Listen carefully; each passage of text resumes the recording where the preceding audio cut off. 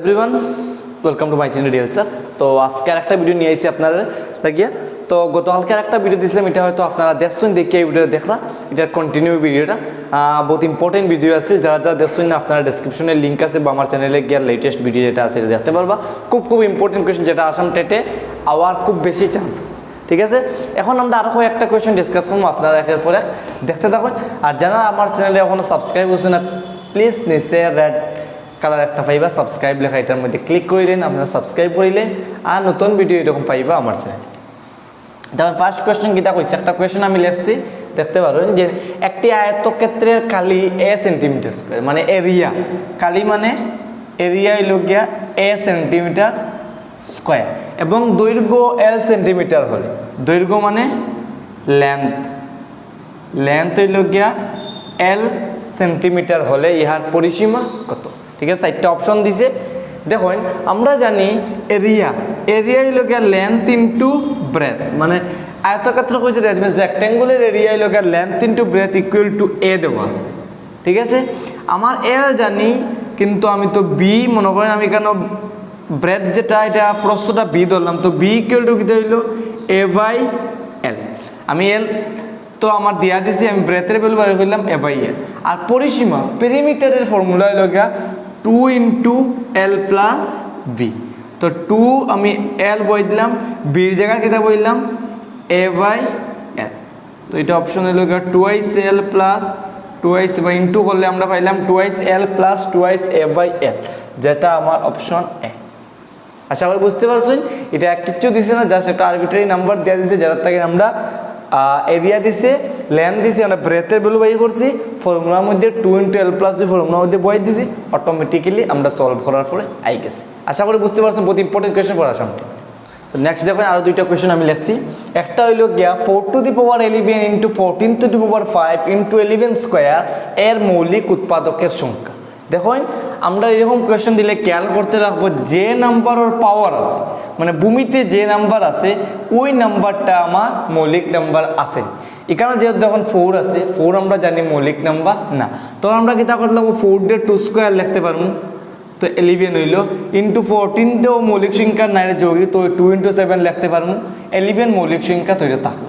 এখন দেখুন, যেহেতু পাওয়ারে আছে, তো এই দুইটা ইন্টু হইব 22 হইব, ইন্টু এখানে ইন্টু আছে, আমি আলাদা করে লিখলাম 2 to the power 5 into 7 to the power 5 into 11/2। মানে এইরকম পাওয়ার দিয়ে যদি হয় মৌলিক সংখ্যা বাইর করার লাগিয়া, তখন আমার যে নাম্বার দিব ওই নাম্বার দিয়ে আমরা মৌলিক সংখ্যাতে নিব। মনে করো 4 আসলো 2 স্কোয়ার লেখছি, 14 আসলো 2 ইন্টু 7 লেখছি। এখন দুইটা নাম্বারের উপরে পাওয়ার আছে, তো আলাদা আলাদা লেখলাম। এখন দেখুন, 2 একটা মৌলিক সংখ্যা, 2 মৌলিক, 7 মৌলিক, 11 মৌলিক। এরকম হওয়ার পরে পাওয়ার যেটাই না সেটাই আমরা প্লাস করে দিই, পাওয়ার যেটাই না সেটাই আমরা প্লাস করে দিই।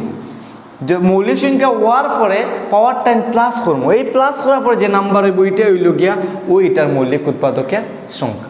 বুঝতে পারছেন আপনারা, যে সংখ্যা দিব এরকম পাওয়ার আমরা নিচের যে সংখ্যা আছে এটারে মৌলিক সংখ্যায় নিব, নিয়ে উপরের যে পাওয়ার আছে এটা সব প্লাস করে দিন, প্লাস করলে যে ভ্যালুটা হইব ওইটা হইল গিয়ে আমরা মৌলিক উৎপাদক।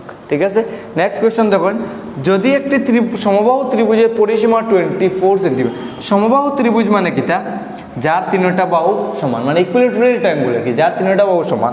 তা 24 হইলে এটা 8, এটা 8, এটা 8 আমরা পাইলাম। আর হইছে তাহলে কালির ফর্মুলা কিটা, √3/4 এ স্কোয়ার, এ হইল গিয়া বাহুর মাপ।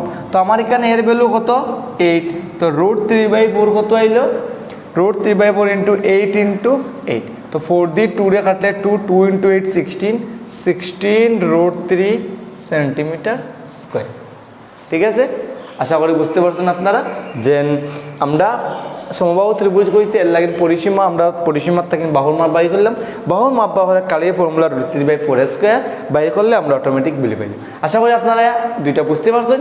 দেখুন, ত্রিভুজ থেকে ডাইরেক্ট কোয়েশ্চেন হয়, আমি আগেও কইছি এখনও কইলাম, আপনারা জাস্ট ফর্মুলাটাই পুরো মনে রাখার চেষ্টা করুন, যেরকম আপনি পারেন এরকম সমবাহু, সমদ্বিবাহু, বিষমবাহু সব আছে, এরকম ফর্মুলাটা মনে রাখার চেষ্টা করুন, আপনারা অবশ্যই লাভ হইব।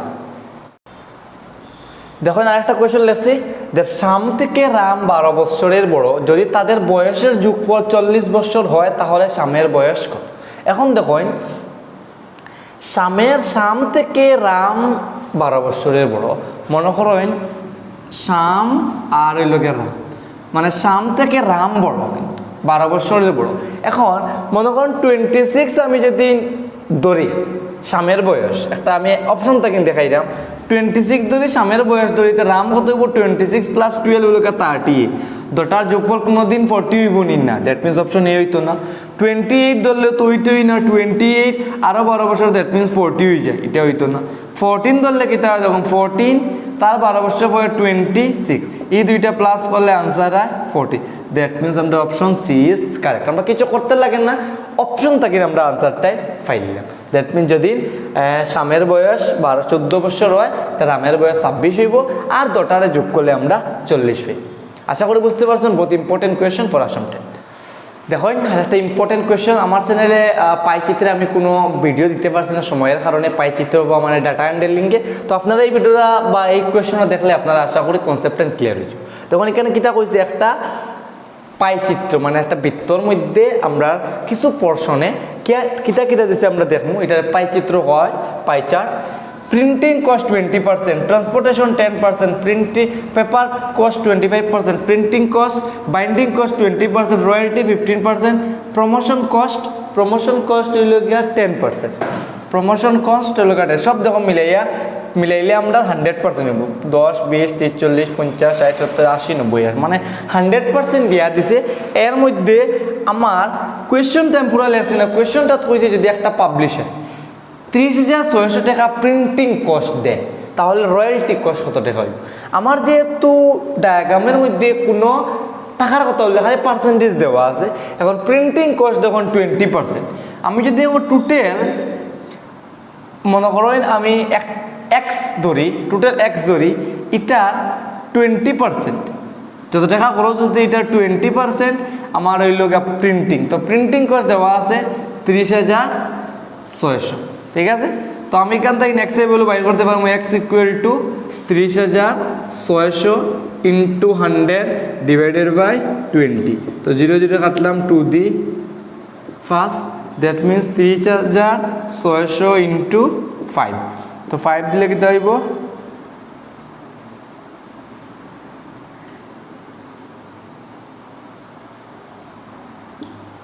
দেখো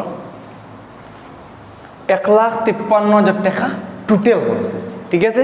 বা টোটাল খরচের মধ্যে 30,600 টাকা প্রিন্টিং কষ্ট গেছে, দ্যাট মিনস 20%। এখন আমার রয়্যালটি আছে 15%, দ্যাট মিনস 1,53,000 × 15%, দ্যাট মিনস 15/100। তো 0 0 কাটলাম, 0 0 কাটা, দ্যাট মিনস 1530 × 15। তো কত হইব এটা, আমরা এখানে ইন্টু দিলে 153 15 দিয়ে দিলে 3 × 5 = 15, 5 = 1, 5 × 25, 26 6 এত হইল 5 × 5 = 7, 3 5 1, 5 9 12 দিয়ে 2, 1 3 6 2 2।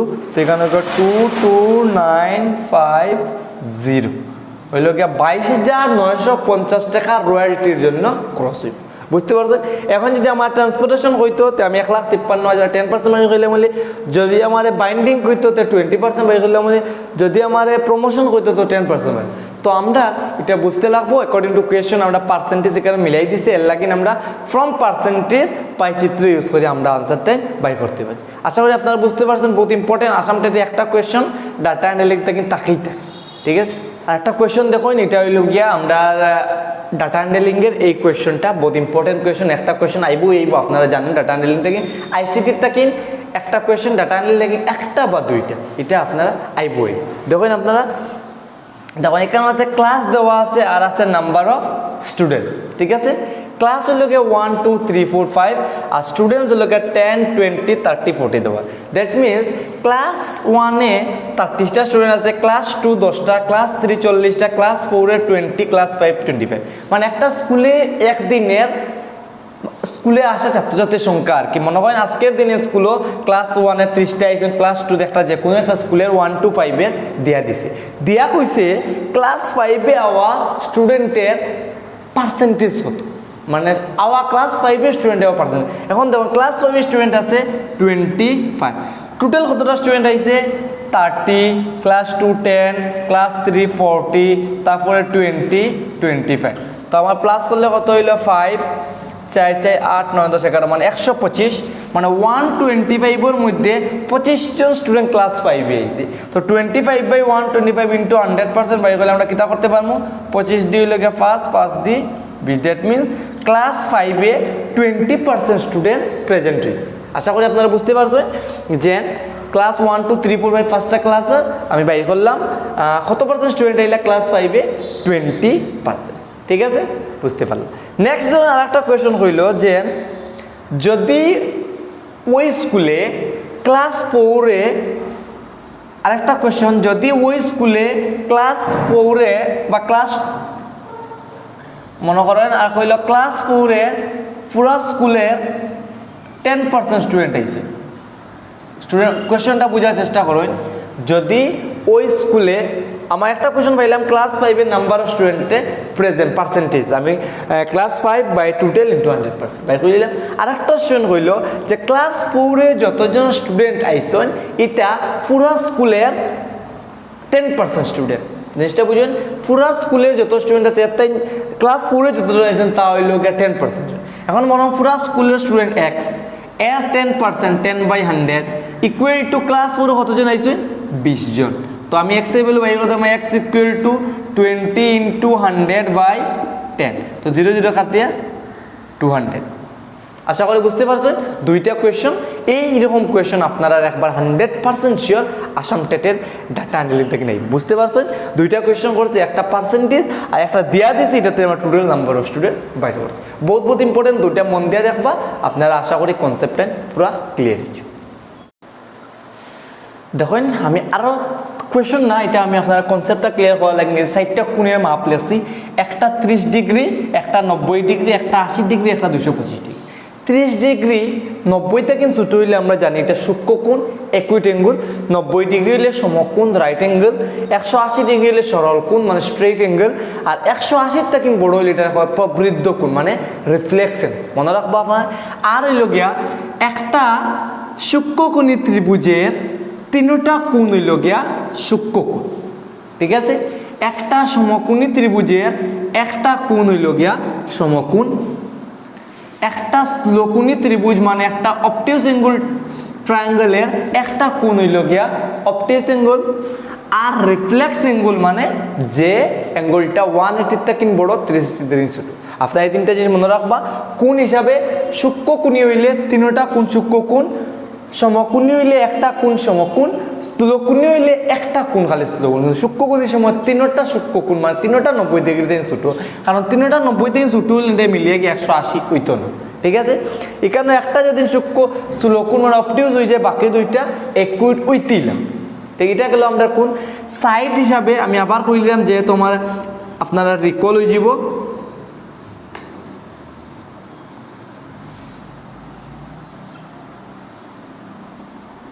দেখুন আমি তিনটা লেখছি এটা লোকে বাহু হিসাবে কোণের প্রকার আর কি তিনটা সাইড সমান থাকলে এটা হয় সমবাহু ত্রিভুজ তিনটা সাইড সমান থাকলে এটা হয় সমবাহু ত্রিভুজ মানে ইকুইলেটরিয়াল ট্রায়াঙ্গেল যার প্রত্যেকটা কোণ আমরা 60 ডিগ্রি হইতে পারি ঠিক আছে একটা গেল সমদ্বিবাহু যার দুইটা বাহু সমান মানে আইসোসেলিস ট্রায়াঙ্গেল মনে করেন এই দুইটা বাহু এটা হইল 10 এটা হইল 10 আর তার করসপন্ডিং অ্যাঙ্গেল মানে ওই অ্যাঙ্গেল যে দুইটা বাহু সমান হইব ওই দুইটা কোণ তার করসপন্ডিং দুইটা কোণও সব সময় সমান হইব ঠিক আছে আর বিষম বাহু যার তিনটা বাহু অসম ঠিক আছে সমবাহু যার তিনটা বাহু সমান সমদ্বিবাহু যার দুইটা বাহু সমান বিষম বাহু যার একটা বাহু সমান না ঠিক আছে এখানে দেখুন যে যদি দুইটা সাইড সমান হয় তার দুইটা অ্যাঙ্গেল ইকুয়াল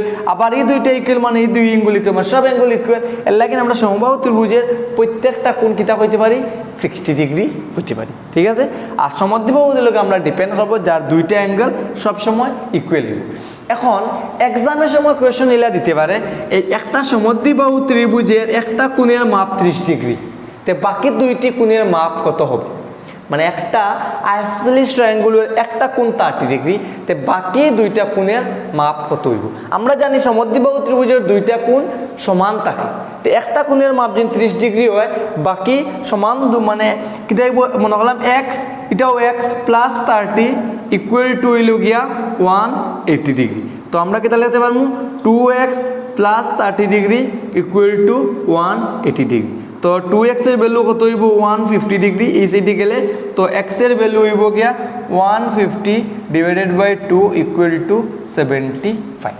আশা করি বুঝতে পারছেন কোয়েশ্চনটা কীরকম দেয়, আপনারা খেয়াল করবা। কোয়েশ্চনটা বোঝা এক্সামে বহুত বেশি ইম্পর্টেন্ট। আপনারা ইংলিশে কোয়েশ্চনটা পড়বা, বাংলাতে পড়বা, যে ল্যাঙ্গুয়েজে আপনার কমফোর্টেবল লাগে ওই ল্যাঙ্গুয়েজে বোঝার চেষ্টা করবো, কারণ কোয়েশ্চন বোঝাটা ওই গিয়ে মানে আনসার কোয়েশ্চনটা বুঝে নিলে 50% আনসারটা সলভ হইল। তো বি কেয়ারফুল। আমি আরেকটা ভিডিও আপনারা লাগে আরও আনবো যে কীরকম কোয়েশ্চনটা অ্যাটেম্প করতে লাগে বা কীরকম টাইপ আপনি অ্যাটেন্ড করতে লাগে। সো এটাও দেখবো আপনারা। আজকের ভিডিও আরও আপনারা দেখতে থাকুন, আরও কোয়েশ্চন আমি ডিসকাস করব।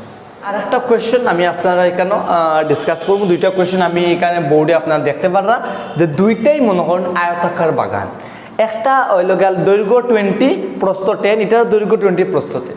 দুটার মধ্যে আমি কিতা করলাম, একটার মধ্যে আমি ভিতরের দিকে মানে আয়তাকার বাগানের ভিতরের দিকে পুরা আমি 2 মিটার করিয়া বা এটা আছে 20 মিটার 10 মিটার 2 মিটার করিয়া আমি কিতা করলাম 2 মিটার করি আমি সাইডের দিকে একটা বেড়া দিলাম, 2 মিটার করি বেড়া দিলাম, ঠিক আছে, বাগানের ভিতরের দিকে।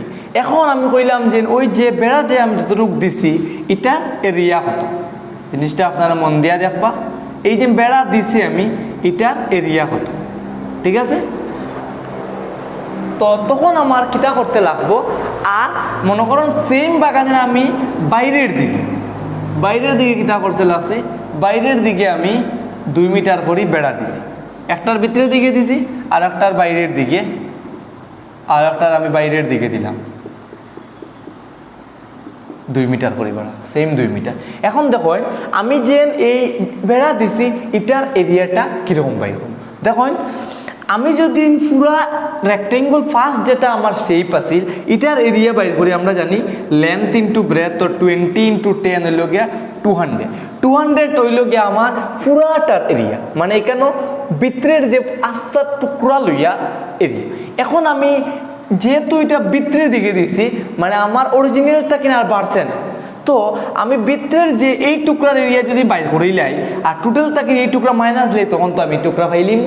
এখন দেখুন আমার ভিতরে যে মনে করেন এটা আছে A2, আমার A2-র এরিয়া যদি আমি বাইর করি তখন আমার লেন্থটা কত হইব, দেখুন টোটাল আছিল 20, এদিকে 2 মিটার এদিকে 2 মিটার গেলে গিয়া রইল গিয়া 16। আবার সিমিলার এটা আছে 10, তো এদিকে 2 এদিকে 2 গেলে গিয়া এটা হইল গিয়া 6। বুঝতে পারছেন আপনারা, আমি পুরাটার এরিয়া বাইরে করছি যেটা আমার অরিজিনাল আছিল, ভিতরের দিকে তো ওইটার লেন্থটা কমে যাইব, পুরাটা আছে 20, 2 মিটার কমলে হইল গিয়া 16, আর এদিকে আছে 10 আমার প্রস্থ এটার তা কিন্তু 2 মিটার 4 মিটার কমলে হইল গিয়া 6, তো 16 যাই হইল গিয়া 90। তো আমার এই যে বেড়া দিয়েছি ডট ডট পোর্শনের এরিয়া হইব গিয়া, আমার বেড়ার এরিয়া হইব গিয়া 200 মাইনাস 96 হইল গিয়া 104 মিটার স্কোয়ার। বুঝতে পারছেন আপনারা, অরিজিনালটা কিন্তু বাড়ছে না, লাগিন ভিতরে মাইনাস দিচ্ছে। এখানেও দেখুন আমার অরিজিনালটা কিন বাইরের দিকে দিচ্ছে, দ্যাট মিনস আমার বড় হয়েছে। তো অরিজিনালটার এরিয়া তো আমি জানি হইল 200 আর 20 ইন্টু 10, আর যেটা বাড়ছে এটার এরিয়া কী হইব 20-র লগে আরও 2 বাড়ছে, দ্যাট মিনস 24, 10-এর লগে আরও 2 বাড়ছে, দ্যাট মিনস হইল 14। এখন আমি টোটাল এরিয়া কত হইব 24-এর লগে 14 দিয়ে ইন্টু দিলে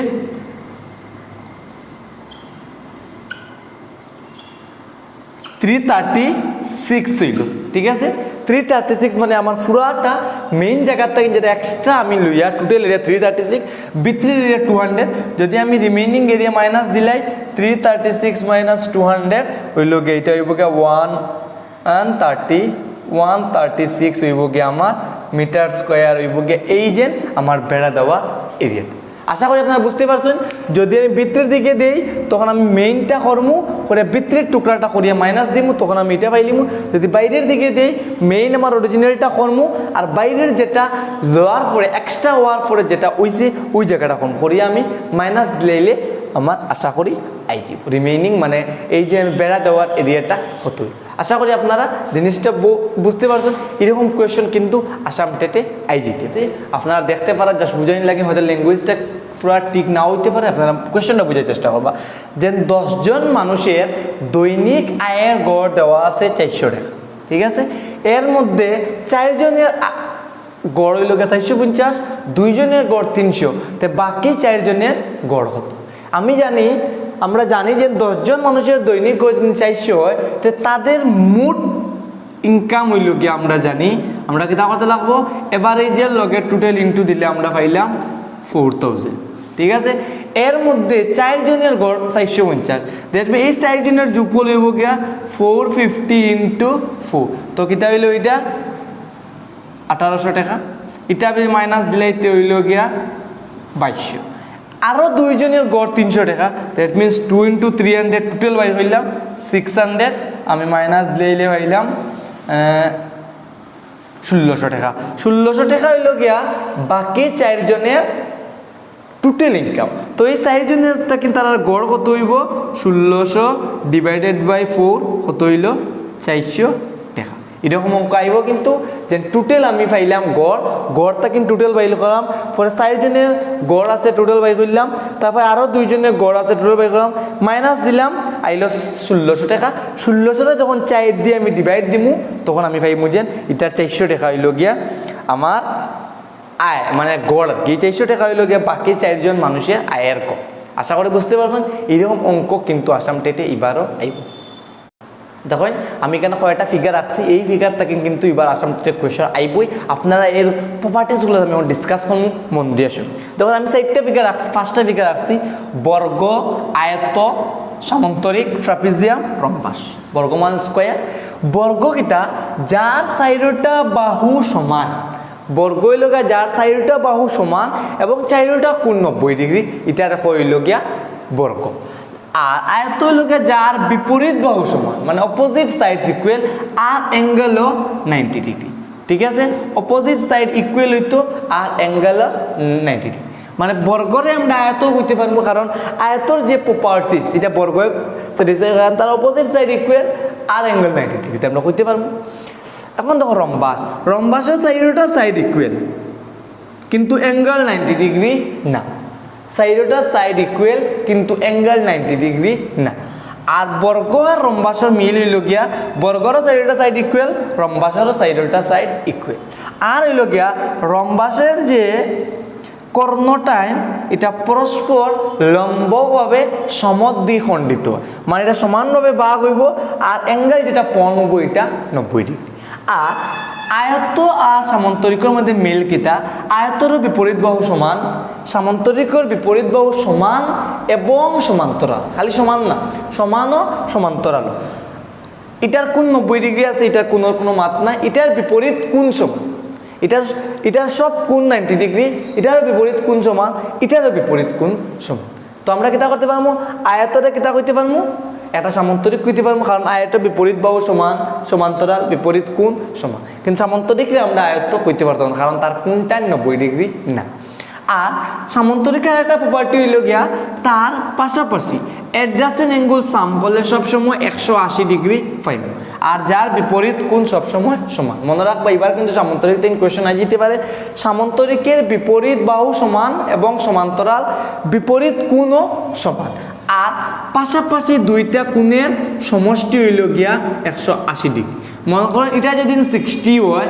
এটা হইব গিয়া 120 কারণ দুইটা পাশাপাশি যোগ করলে কত হইতো 180 ডিগ্রি হইতো আর ট্রাপিজিয়াম হইল গিয়া যা অনলি বিপরীত একটা জোড়া খালি সমান্তরাল ট্রাপিজিয়ামে এক জোড়া বাহু হইল গিয়া সমান্তরাল ট্রাপিজিয়ামে এক জোড়া বাহু সমান্তরাল ঠিক আছে আর ট্রাপিজিয়ামের area formula example important area formula কিতা আছে আমি কই দিলাম half into sum of its parallel side মানে এই দুইটা রাখা সমান আছে এটার যোগফল মনে করেন এটা আছে এ এটা আছে বি এটা আছে সি এটা আছে ডি তো কিতা হইব A B plus C D into উচ্চতা হাইট হইলে মনে করেন এটা এইচ ইনটু হইব গিয়া এইচ বুঝতে পারছেন আপনারা প্রপার্টিসটা মনে রাখবা আর বর্গের কালি আমরা জানি বাহু স্কয়ার পরিসীমা 4 ইনটু বাহু আয়তাকার কালি দৈর্ঘ্য ইন্টু প্রস্থ, আয়তের পরিসীমা 2 ইন্টু দৈর্ঘ্য প্লাস প্রস্থ।